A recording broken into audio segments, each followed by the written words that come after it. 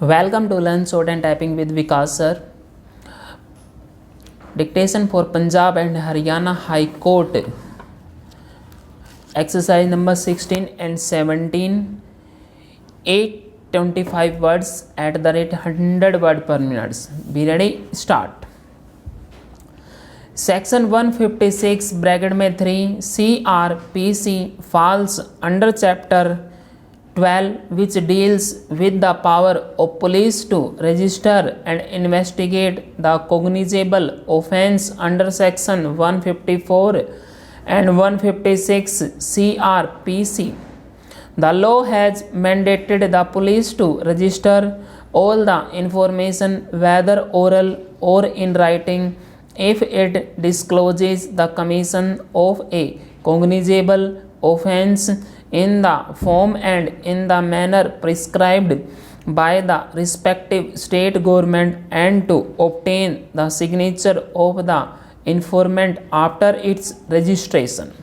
Subclause bracket में 3 of section 154 CRPC provides that if officers in charge of the police station refuses to register with an information which discloses the commission of a cognizable offence, the aggrieved person may send through post the sustenance of such information in writing to the concerned the superintendent of police, who will either investigate into the matter himself or get it investigated through some officer if it discloses the commission of a cognizable offence. It further provides that deputed officer or such entrenchment of investigation by the superintendent of police will have all the powers of officer in charge of police station as is provided to him under the law. Thus, section 154 bracket में 3 CRPC is the power conferred on superintendent of police to get the FIR registered in case the same is refused by the officer in charge of the concerned police station when cognizable offence is disclosed by such information. Section 156 in conjunction with section 157 CRPC provides that every cognizable offence must be investigated if the officer in charge of police station has got reason to suspect that cognizable offence is disclosed after registration of the FIR.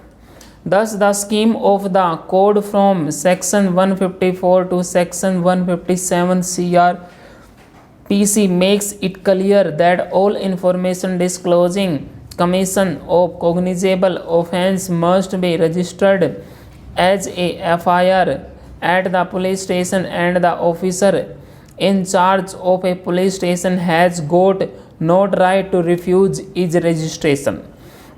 In case of refusal to register such information as FIR, the officer in charge of police station is guilty of flouting the mandate of law. Subsequently, after its registration if the officer in charge of the police station has reason to suspect that cognizable offence is disclosed by the said registered FIR, he must investigate it.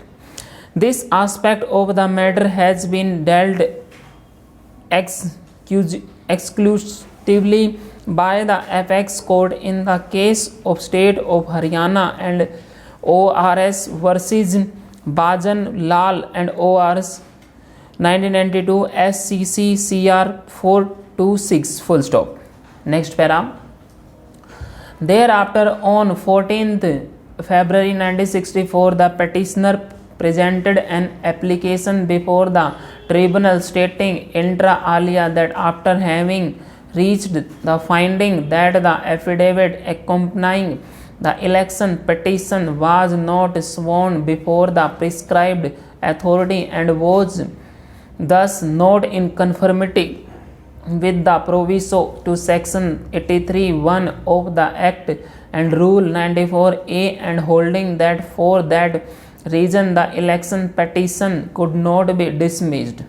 The tribunal should have proceeded to decide the effect of that defect in the affidavit on the allegation of corrupt practices made in the election petition, that the second part of issue number 20 specifically referred to the effect on the election petition of the various alleged acts of corrupt practices mentioned in the election petition not being duly supported by an affidavit as required by section 83(1) of the Act, and further that the tribunal had also not decided the petitioner objection that the affidavit accompanying the election petition not having been properly stamped as required by the Indian Stamp Act 1999.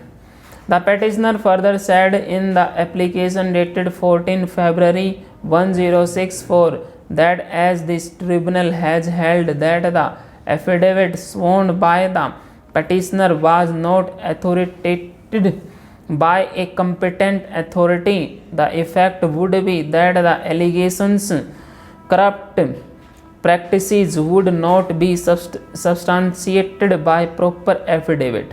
In that case, the allegation of corrupt practices is supported by an affidavit cannot go to trial.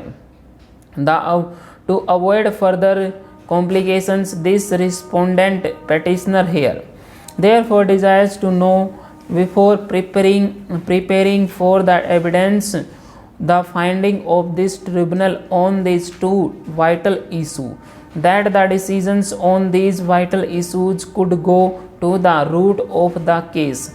In case those are decided in favor of this respondent, then he may not be required to adduce voluminous evidence. If those are decided against this respondent, then he will know the actual position which he has to meet.